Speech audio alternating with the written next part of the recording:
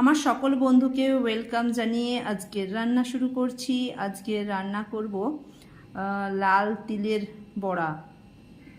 তার জন্য এই দেখো লাল তিল নিয়ে নিয়েছি। এই লাল তিলটা ছাড়িয়ে নিয়েছি, এটা একটু জলে ভিজিয়ে দেব। লাল তিলটা ধুয়ে ছেঁকে নিয়েছি, মিক্সি জারে দিয়ে দিয়েছি। তার সাথে 2 কোয়া রসুন দিয়ে দিয়েছি, বড় রসুন হলে 2 কোয়া দেবে, আমার ছোটো ছোটো রসুন তার 4 কোয়া দিয়েছি। লঙ্কা দিয়ে এটা পিষে নেব। লাল তিলটা এই যে বেটে নিয়েছি, এর সঙ্গে হলুদ নুন দিয়ে দিয়েছি আর কোচানো পেঁয়াজ দিয়ে দিচ্ছি। এটা মেখে নেব।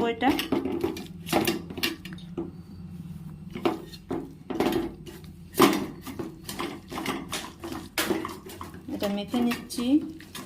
ওইদিকে কড়াইয়ে তেল দিয়ে দিয়েছি গরম করতে, গরম হয়ে গেছে।